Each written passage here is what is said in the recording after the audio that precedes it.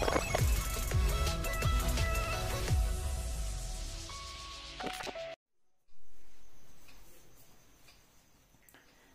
विद्यार्थी मित्रांनो, सध्या मेडिकलच्या ऍडमिशनची प्रक्रिया सुरू आहे आणि या प्रक्रियेतून असं लक्षात आलं की ज्यांना जवळपास 610 मार्क्स आहेत अशांना सुद्धा त्यांचं 720 पैकी 610 मार्क्स असणाऱ्या मुलांना सुद्धा त्यांच्या मनातलं ड्रीम कॉलेज मिळू शकलेलं नाही। असं का झालं? कट ऑफ हा हाय का गेला?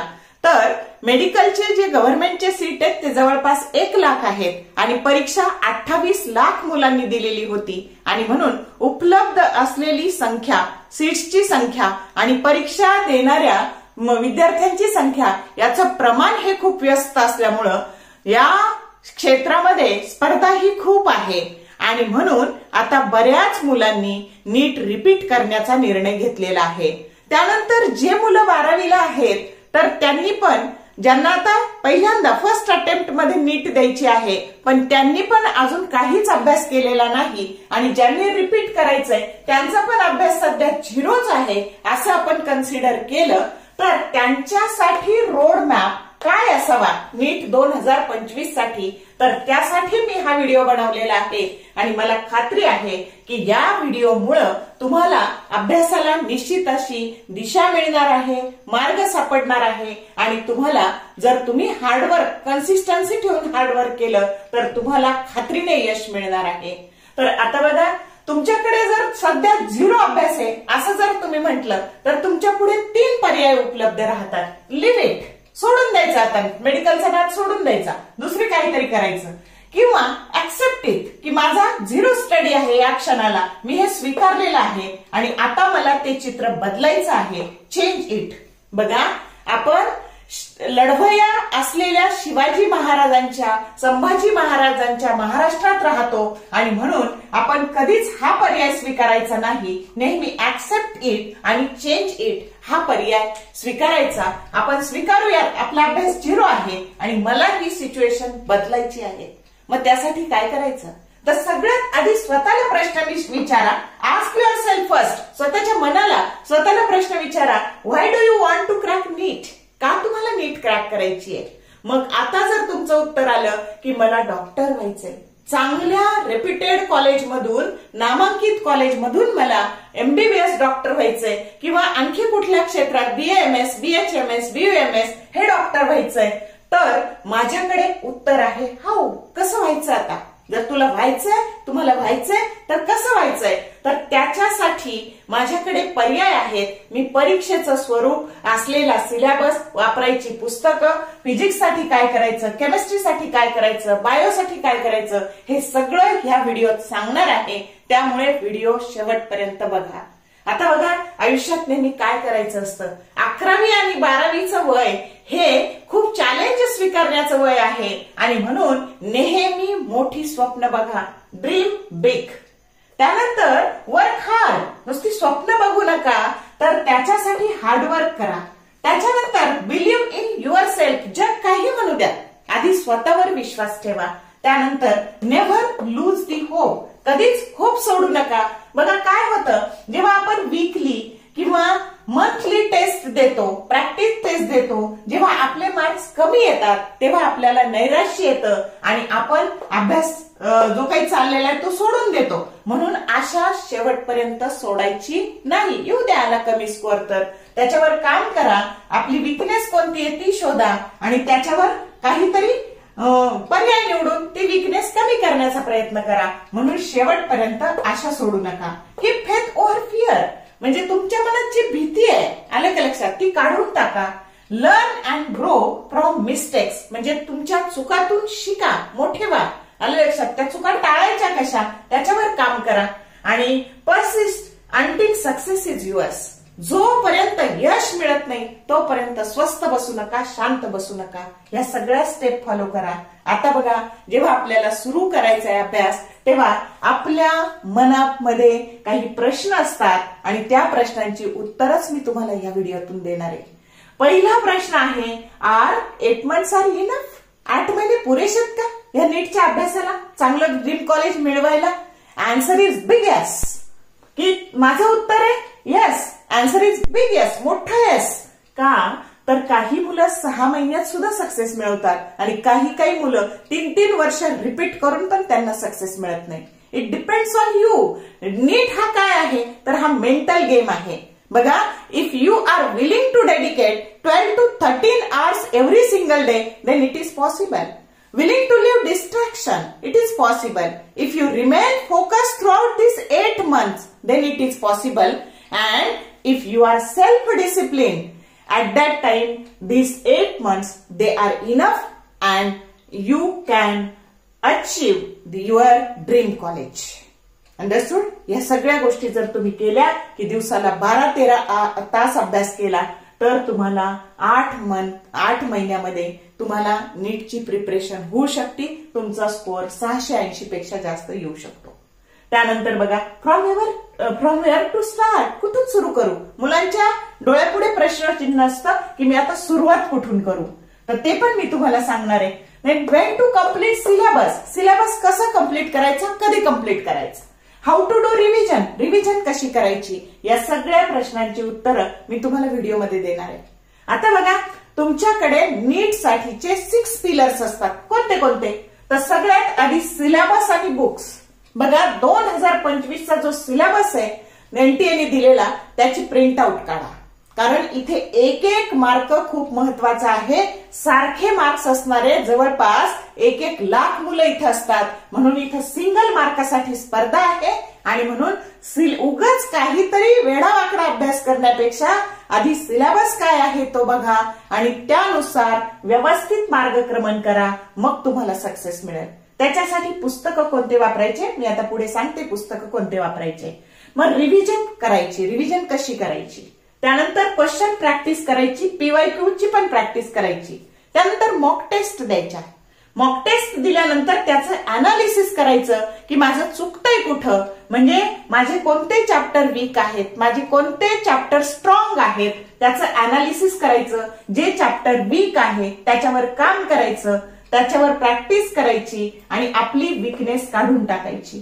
त्याच्यानंतर slow, study and consistency in study. अभ्यास हळूहळू करा, क्रिस्टल क्लिअर कन्सेप्ट करा. आणि लक्षात, त्यानंतर स्टडी, रोज करा अभ्यास. एका दिवस 10-15 तास केला आणि दुसऱ्या दिवशी काहीच केलं नाही असं करायचं नाही. हळूहळू अभ्यास करा, स्टडी करा अँड कन्सिस्टन्सी स्टडी. आता बघा, काही मुलांचा ग्राफ असा असतो, आज टाइम टेबल केलं, नीटचा व्हिडिओ पाहिला, एकदम असा अभ्यास केला, मग दुसऱ्या दिवशी असा केला, मग असा केला, मग असा केला ना, असा ग्राफ होत जातो. असा ग्राफ नकोय अभ्यासाचा. तर हा ग्राफ आहे ना असा पाहिजे. आले लक्षात? स्टडी अँड कन्सिस्टन्सी अभ्यासामध्ये असलीच पाहिजे.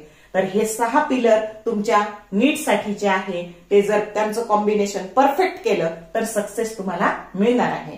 आता फिजिक्स, केमिस्ट्री आणि बायोलॉजी याच्यासाठी बुक्स वापरायचे. सगळ्यात पहिले बुक्स एनसीईआरटीचे बुक्स वापरायचे. कोणते बुक्स वापरायचे? एनसीईआरटीचे बुक्स वापरायचे. त्याच्या बाहेरचा एकही प्रश्न पडणार नाही. आणि म्हणून रीडिंग बिटवीन दी लाईन एकदम बारीक बारीक वाचायचं आणि तुम्हीच एक्झामिनर व्हायचं की आता मी ही लाईन वाचली ना, आता याच्यावर काय प्रश्न येऊ शकतो, असे तुम्हीच प्रश्न करते व्हा, स्वतःचे एक्झामिनर व्हा. तर फिजिक्स मध्ये एनसीईआरटी हे सगळ्यात बुक्स एकदम चांगले. ती मी तर म्हणेन ती त्याच्यासाठी भगवद्गीता आहे.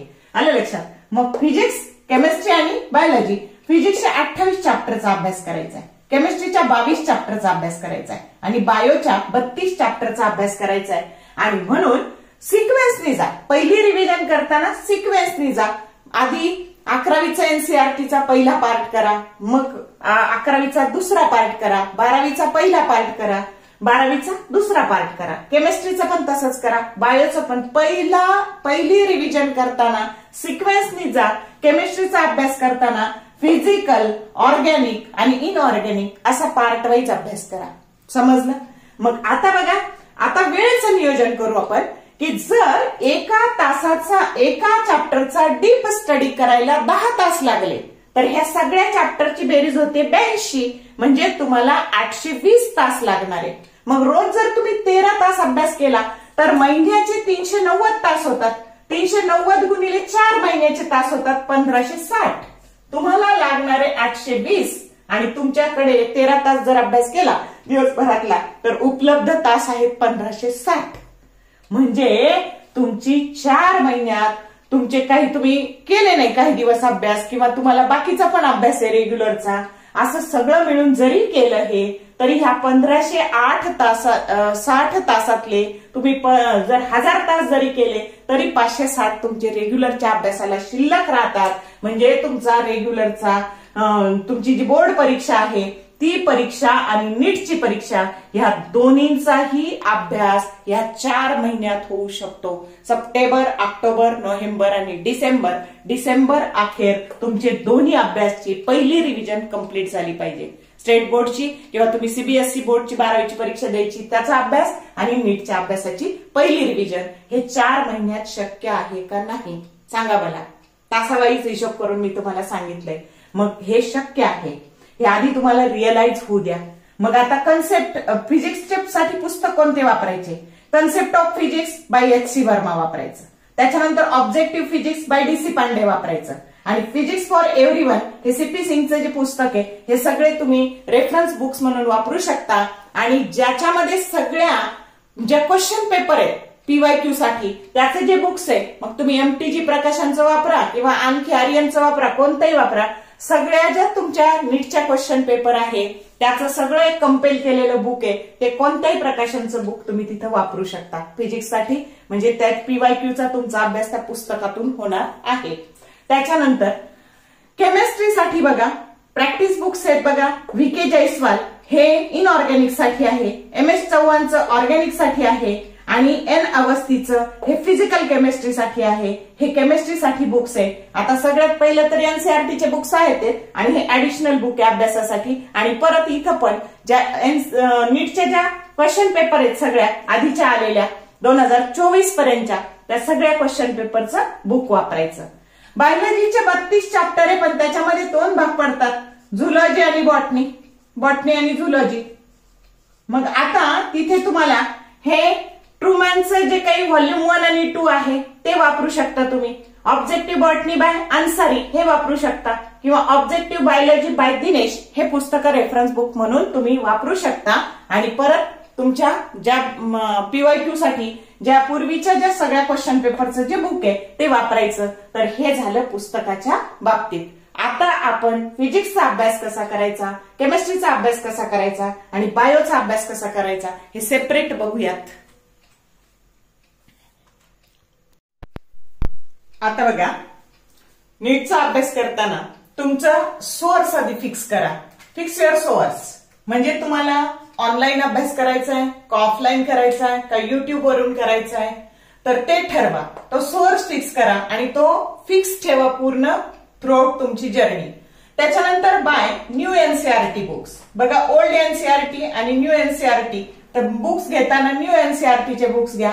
आणि जर तुम्हाला एखाद्या टीचर कडून जर शिकायचं असेल तर तुमचे जे टीचर आहेत ते फिक्स करा. Fix your teacher. ह्या सगळ्या गोष्टी आधी प्राधान्यक्रमाने ह्या करा. मग प्रश्नपत्रिकेचं स्वरूप लक्षात घ्या. तुम्हाला फिजिक्सचा पेपर जो द्यायचा आहे तर तो 1 तासात द्यायचा आहे आणि 1 तासात तुम्हाला 45 प्रश्न सोडवायचे. मग आता बघा ए सेक्शन मध्ये 35 प्रश्न आहेत ते कंपल्सरी आहेत, याच्यामध्ये चॉईस नाही, हे कंपल्सरी आहेत. आणि बी सेक्शन मध्ये 15 प्रश्न आहेत त्यातले 10 तुम्हाला सोडवायचे आणि इथेच खरं तुमचं चॅलेंज आहे. तर काही मुलं काय करतात, परीक्षा ऑफलाईन आहे म्हणजे तुम्हाला सर्कल डार्क करायचे तर सगळेचे सगळे सर्कल डार्क करतात 15ची 15 आणि त्यातले पहिले 10च तपासले जातात. आणि जर समजा तुम्ही 15चे 15 सर्कल डार्क केले आणि पहिले 10 तपासले गेले आणि त्यातले 5 चुकले आणि ह्या नंतरच्या 15 मधले 5ची 5 बरोबर आहे तर तुमचा 20 मार्काचा तोटा होणार आहे. आलं का लक्षात? पुढचे 5 हे तपासले जाणार नाही, पहिले 10 तपासले जाणार आहे. म्हणजे हा सेक्शन सोडवताना काळजीपूर्वक सोडवायचा आहे. तुम्हाला चॉईस दिली आहे, जे परफेक्ट येतात तेच सोडवा. आणि इथे निगेटिव्ह मार्क सिस्टीम आहे. तुमचा जर प्रश्न चुकला तर 1 मार्क कट होणार आहे. म्हणून हा सेक्शन काळजीपूर्वक सोडवायचा आहे. आलं का लक्षात? असे तुम्हाला 35 आणि 10 45 प्रश्न हे 1 तासात सोडवायचे आहे. एकूण परीक्षेला 3 तास 20 मिनिटं वेळ आहे. तर फिजिक्ससाठी 1 तास, केमिस्ट्रीसाठी 1 तास आणि बायोसाठी 1 तास. आणि तुम्हाला इथे बघा तर तुम्हाला जे काही हे इथे प्रश्न सोडवताना जो तुम्हाला वेळ दिलेला आहे त्यातले 20 मिनिटं, 3 तास 20 मिनिटातले 20 मिनिटं हे बाकी OMR शीट फिल करायला किंवा बाकीची इन्फॉर्मेशन भरायला दिलेले आहेत वरचे 20 मिनिटं. समजतंय का? मग आता बघा फिजिक्सचा अभ्यास करताना काय करायचं, तर ही सगळी प्रोसेस आहे. नीटची परीक्षा म्हणजे अभ्यास सुरू केल्यापासून पेपर देऊन येईपर्यंत ही सगळी प्रोसेस आहे आणि ती जर तुम्ही सिस्टमॅटिकली पार पाडली, स्वरूप लक्षात घेऊन ह्या पद्धतीने आता सांगणार आहे त्या पद्धतीने अभ्यास करून, तर तुम्हाला सक्सेस मिळणार आहे. मग आता पहिले एनसीईआरटीचं पुस्तक घ्यायचं पहिली रिव्हिजन करताना. पहिले reading between line by line म्हणजे प्रत्येक ओळ अगदी बारीक बारीक वाचायची. त्याच्यानंतर कन्सेप्च्युअल क्लिअरिटी, प्रत्येक कन्सेप्ट पहिल्यांदा चॅप्टर करताना आपण 10 तास ठरवून घेतलेले आहे. म्हणजे अगदी शांततेत प्रत्येक कन्सेप्ट क्लिअर करायचं, क्रिस्टल क्लिअर कन्सेप्ट. आलं का लक्षात? कन्सेप्च्युअल क्लिअरिटी तुम्हाला आली पाहिजे, या पद्धतीने रीडिंग करायचं. त्याच्यानंतर special attention on high weightage chapter. हे कधी? जेव्हा तुम्ही रिव्हिजन करायला लागणार आहे तर त्यावेळेस आधी सगळा अभ्यास असा बारीक बारीक करायचा आणि रिव्हिजन करताना स्पेशल अटेन्शन कुठं करायचं? High weightage चॅप्टरवर.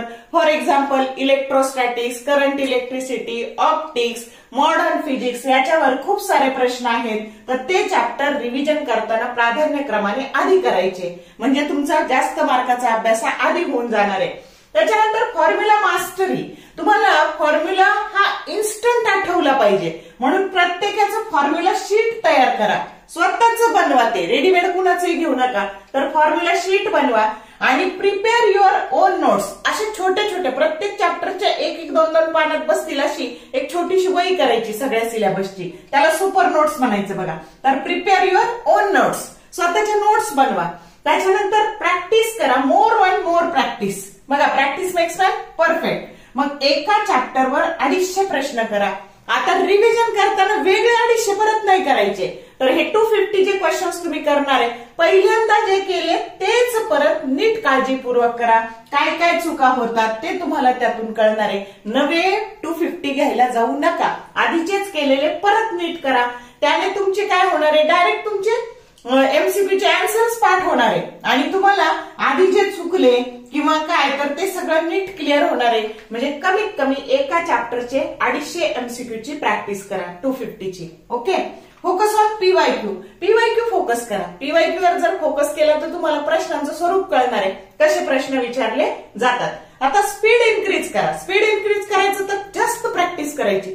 जेवढा स्पीड तुम्ही इन्क्रीज करणार आहे पीवायक्यू सोडवायचा किंवा एमसीक्यू सोडवायचा तर तुम्हाला वेळ कमी कमी लागत जाणार आहे, कॉन्फिडन्स वाढत जाणार आहे आणि म्हणून तुमचा स्पीड केव्हा वाढणार आहे, जेव्हा तुम्ही प्रॅक्टिस करणार आहे तेव्हा.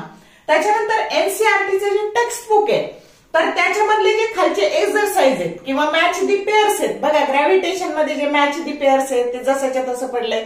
इलेक्ट्रोमॅग्नेटिक वेव्हच्या ह्या चॅप्टरच्या खाली ज्या पेअर्स आहे मॅच दी पेअर त्या नीटला जशाची तशा पडल्यात आणि म्हणून हे जे तुमच्या धड्याखाली जी समरी आहे, जे चार्ट आहे, एक्सरसाइज मधले सगळे प्रॉब्लेम आहे, हे सगळे चांगले करा. एनसीईआरटीच्या बुक्स त्याच्या बाहेरच काहीच पडलेलं नाही.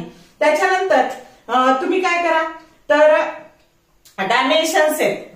पेपर 11वीचा जो पार्ट फर्स्ट आहे त्याच्या शेवटी जे 4 पानं डायमेन्शन्स दिलेले ते सगळे डायमेन्शन चांगले लर्न करा. त्याच्यानंतर मॉक टेस्ट द्या, त्याचं अनालिसिस करा आणि परत प्रॅक्टिस करा आणि जिथे जिथे तुम्हाला शॉर्ट ट्रिक्स, ट्रिप हे जे काही आहे, शॉर्ट ट्रिक्स, टिप्स हे जे काही दिलेलं आहे, शॉर्टकट्स, माइंड मॅप बनवा. तर याचा जरूर उपयोग करून घ्या. या पद्धतीने सगळा फिजिक्सचा अभ्यास करा. समजतंय? आता बघा केमिस्ट्रीमध्ये काय करायचं, परत एकच फॅक्टर कॉमन आहे सगळीकडे, रीडिंग बिटवीन दी लाईन्स. त्याच्यानंतर कलेक्ट दी रिएक्शन्स, असे रिएक्शनचे चीट बनवा सगळे छोटे छोटे. आता तुम्हाला इथं रिएक्शन नाही लक्षात ठेवायच्या, नेम्ड रिएक्शन देतात आणि रिएजंट आणि प्रॉडक्ट यांच्या जोड्या जुळवायच्या म्हणजे काम आणखी सोपं होऊन जाणार आहे. रिएक्शन पाठ करायची काही गरज नाही, तर फक्त नेम्ड रिएक्शन मध्ये कोण रिएजंट आहे कोण प्रॉडक्ट आहे याच्या मॅच दी पेअर्स विचारल्या जातात. तर तसं प्रिपेअर करा. त्याच्यानंतर इनऑर्गॅनिक केमिस्ट्रीमध्ये ट्रेंड्सची प्रिपरेशन करा. पिरियडिक टेबल मध्ये जे ट्रेंड्स आहेत त्याची प्रिपरेशन करा. For example atomic size, ionization energy, त्याच्यानंतर रिएक्टिव्हिटी इन हायड्राइड्स तर हे सगळं प्रिपेअर करा. त्याच्यानंतर पी ब्लॉक मधले जे ट्रेंड्स आहेत ते चांगले करा. For example metallic characters, ionic characters हे सगळे. त्याच्यानंतर ऑक्सिडेशन स्टेट हे हायर आहे का लोअर आहे, तर हे सगळं ते असण्याचे 10 कारण सांगितलेले तर सगळं डीप स्टडी करा. त्याच्यानंतर स्टेटमेंट अँड ऍसेरेशन्स जे क्वेश्चन्स आहे त्याच्यावर फोकस करा. ते प्रश्न 5-6 प्रश्न मागच्या वर्षी पडलेले आहे. त्याच्यानंतर कन्सेप्च्युअल लर्निंग करा. उगाच धरायचं पाठ करायचं याला काही अर्थ नाही. कन्सेप्च्युअल लर्निंग करा. फिजिकल केमिस्ट्रीसाठी प्रॉब्लेमची प्रॅक्टिस करा. जे फिजिकल केमिस्ट्री आहे त्याच्यासाठी प्रॉब्लेमची प्रॅक्टिस करा. तर या पद्धतीने केमिस्ट्रीचा अभ्यास करा. आलं लक्षात? आता सगळ्यात महत्वाचं जे काही आहे ते आहे बायोलॉजी. आता बायोलॉजीसाठी तुम्हाला हे तुमचं किती मार्काला आहे? 180 मार्काला. हे किती मार्काला आहे? 180 मार्काला. आणि बायो मात्र किती मार्काला आहे? 360 मार्काला आहे. आणि म्हणून सगळ्यात महत्वाचं, जर तुम्हाला डॉक्टर व्हायचं तर तुमचा सब्जेक्ट कोणता जास्त चांगला असला पाहिजे? बायोलॉजी चांगला असला पाहिजे. आणि इथं तुम्हाला जास्तीत जास्त 360 पैकी जेवढा जास्तीत जास्त स्कोअर करता येईल तेवढं तुमचा हा सगळा नीटचा मार्काचा स्कोअर चांगला होणार आहे. इथे पण मग आता अभ्यास करताना काय करायचं? Reading between the lines. प्रत्येक लाईन ओळ न ओळ व्यवस्थित वाचायची बारीक. Prepare your on notes. म्हणजे तुमच्या पुस्तकात पॅरेग्राफ असे नोट्स दिलेले आहेत त्याला फ्लो चार्ट मध्ये कन्वर्ट करा किंवा पॉइंट्स मध्ये कन्वर्ट करा. त्याच्यानंतर डायग्राम बेस्ड क्वेश्चन्स असतात त्याच्यासाठी डायग्राम खूप बारीक बारीक अभ्यास करा. डायग्रामची प्रॅक्टिस करा. आलं लक्षात? खूप सारे प्रश्न डायग्राम बेस्ड असतात. आणि म्हणून दिलेल्या शॉर्ट नोट्स ज्या काही तुमच्या पॅरेग्राफ टाईपच्या नोट्स आहेत त्याला फ्लो चार्ट मध्ये, पॉइंट्स मध्ये, डायग्राम बेस्ड मध्ये कन्व्हर्ट करा. आणि अशा स्वतःच्या नोट्स बनवा. कुणाच्याही नोट्स रेडीमेड घेऊ नका. त्याच्यानंतर स्वतःच एक्झामिनर बना. म्हणजे प्रत्येक लाईनवर काय प्रश्न तयार होणार आहे हे स्वतःच तयार करा आणि अशा प्रश्नांची यादी करा. त्यानंतर हायलायटरने जे आयएमपी पॉइंट आहेत पुस्तकातले त्याला हायलाइट करा. बऱ्याचदा आकडे असतात, नंबर्स असतात की याच्यासाठी किती, त्याच्यासाठी किती, हे सगळे नंबर्स आहेत त्याला पण हायलायटरने हायलाइट करा म्हणजे ते तुमच्या लक्षात येईल. त्याच्यानंतर धड्याखाली जी समरी, चॅप्टर खाली जी समरी दिलेली आहे एनसीईआरटीच्या पुस्तकात ती चांगली करा.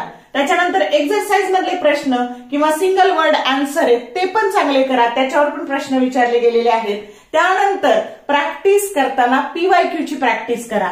त्याच्यानंतर जर तुम्हाला अजून प्रॅक्टिस करायची असेल त्याच्यासाठी एखादं पुस्तक विकत घ्या की जेणेकरून त्या बुक्स मध्ये तुमची प्रॅक्टिस होईल. मग एखाद्या क्लासचं मॉड्यूल असेल, आलं लक्षात? तर हे सगळं प्रॅक्टिससाठी घ्या. Practice makes man perfect. जेवढा तुम्ही प्रॅक्टिस जास्त करणारे प्रश्नांची तेवढा तुमचा कॉन्फिडन्स काय होत जाणार आहे? वाढत जाणार आहे. आणि इथे सगळ्यात महत्वाचं ह्या परीक्षेत काय आहे तर पूर्ण परीक्षा होईपर्यंत स्टेबल राहणं, कॉन्फिडंट राहणं किंवा आपली मेंटल हेल्थ, फिजिकल हेल्थ ही सगळी नीट ठेवणं ही सगळी आपली जबाबदारी आहे. आजारी पडू नका जेणेकरून आपले दिवस वाया जाणार नाहीत. आता हे झालं सगळ्या विषयाचा अभ्यास करताना. आता नीटची पेपर देताना काय करायचं बघा, तर जो सेक्शन तुमचा चांगला आहे तो सेक्शन आधी सोडवायला घ्या. त्यानंतर तुम्ही नुसतं सोडवत राहता आणि तुमचं ओएमआर शीट आहे ना ते भरलंच जात नाही. तर तसं करायचं नाही. समजा तुम्हाला बॉटनी चांगलं येतं ना तर बॉटनीने सुरुवात करा आणि त्याचे समजा 5-5 प्रश्न सोडवायचे. आलं लक्षात? हे ए सेक्शन मधले. आणि त्याचे 5-5चे ओएमआर शीट लगेच भरत जायचं. म्हणजे तुमच्या चुका होणार नाही, गोंधळ होणार नाही. समजलं? बॉटनी चांगलं येतं, बॉटनी सोडवा. नंतर झुलॉजी येतं, झुलॉजी सोडवा, बायो सोडवा. मग केमिस्ट्री चांगलं येतं, मग केमिस्ट्री सोडवा. आणि मग फिजिक्स सोडवा. कारण तुम्हाला टाइम मॅनेजमेंट मध्ये जर समजा तुम्ही एखाद्या प्रॉब्लेमला अडकून बसलात आणि तिथे जर तुमचा वेळ गेला तर त्याचा काही उपयोग नाही. तुम्हाला ही नीटची परीक्षा म्हणजे स्पीड, अॅक्युरसी, टाइम मॅनेजमेंट आणि तुमचा कॉन्फिडन्स या सगळ्याची ही परीक्षा असते. आणि स्पीड जर मेंटेन करायचा असेल तर तुम्हाला आधी हे कमी वेळात मॅक्सिमम काम तुम्ही संपवून घेतलं की उरलेला वेळ तुम्हाला शांतपणे फिजिक्ससाठी वापरता येतो. आता काही जण म्हणतील मी बायो चांगलं करतो, मी केमिस्ट्री चांगलं करतो, मग फिजिक्स नाही केलं तर चालेल का? नाही बाळांनो, बायो सगळेच प्रिपेअर करतात. कारण जर डॉक्टर व्हायचं तर हा मेन सब्जेक्ट आहे, कोर सब्जेक्ट आहे.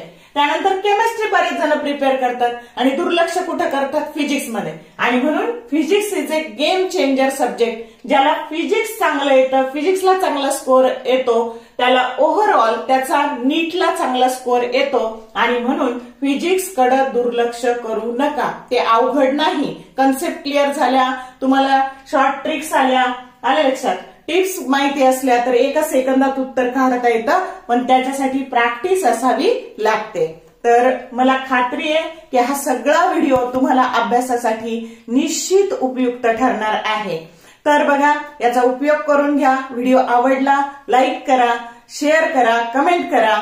आलं लक्षात, तुम्हाला कुठल्या विषयावर व्हिडिओ हवे ते सांगा. आणि सगळा व्हिडिओ पाहिल्याबद्दल थँक्यू आणि all the best for your study. Study hard.